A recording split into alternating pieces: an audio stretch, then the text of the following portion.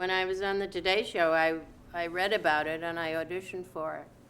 And then I read in the Times, too, that I think this was a little later than I auditioned. Everybody was there, all the best directors were there. And so I went to see Lee Strasberg because if you studied with him, you could probably get into the studio eventually. I don't know how I happened to go to him. It must have said that in the paper, because I remember going to visit him. And then I didn't get into the studio actually till 1962 or 3. I was terribly bad at auditioning for them. Lee would say, "Oh, take that over and do it in the audition," and I would go and just be absolutely terrible. Finally, I got in because I was doing the first play of Terrence McNally's, actually. And the other guy who also wanted to get in the studio and was the husband of a person who was in the studio and very close to Lee. And eventually I was doing that play, Mrs. Daly Has a Lover, the first play I did off Broadway, and I was very successful in it. The play was not so successful. And at a dinner party, I heard Harold Clurman say to Lee, "You really ought to take her in the studio. She's got a wonderful gift." So I think that's how I got in. No matter what they say about auditioning for things, if people think you're a comer, they like it, you know? Or if they can see you have a gift. I'm a repressed New Englander, so sometimes it's quite hard to see I have a gift unless I really am using it. What is the mission of the Actors Studio? The Actors Studio is a developmental place for people who are interested in the art of acting, for actors to work on anything they want to work on that they feel will be exciting to them, interesting to them, useful to them, meaningful to them. I worked on Hamlet there, ridiculous. I'm not going to play Hamlet.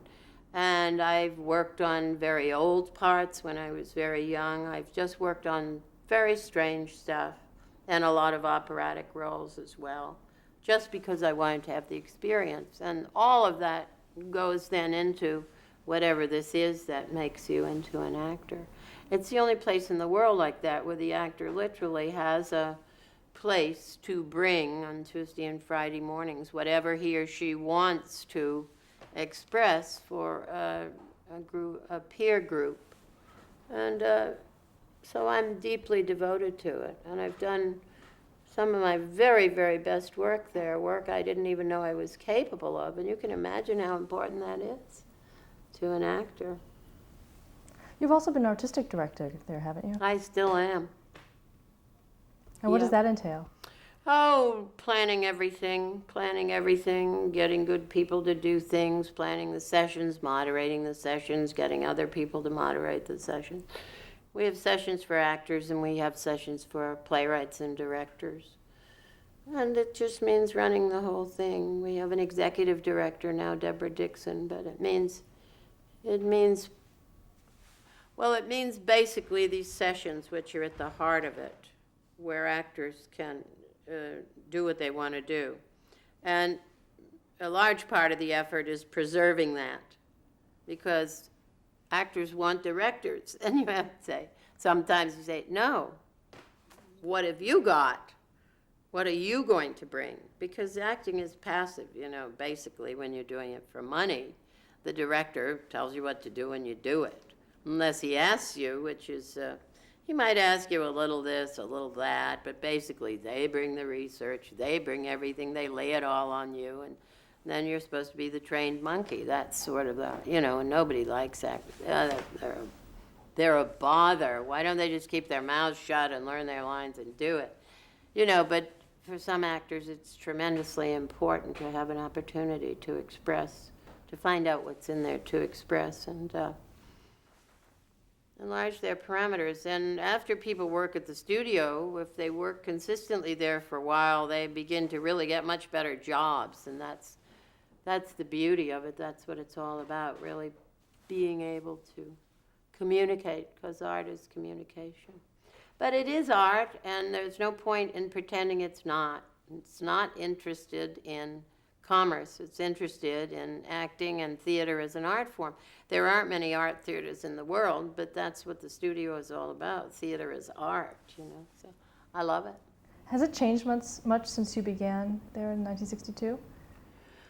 Oh, tremendously. Sure, because Lee was there and Kazan was there and they're gone, and the whole theater picture is totally different. Everybody was in New York.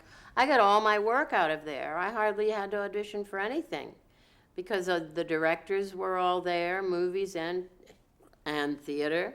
And I just got jobs from there, seeing me working there. Now almost everything is in California, you know, there's not much left here. And it's a whole new thing. Now there's not enough work and there are too many actors, so people want to work. They're not so busy wondering what's in there. They're wondering where their paycheck is going to be. It's a totally different climate, and we try to address that with all kinds of projects and guest directors and opportunities to work with people who are highly visible and in the theater.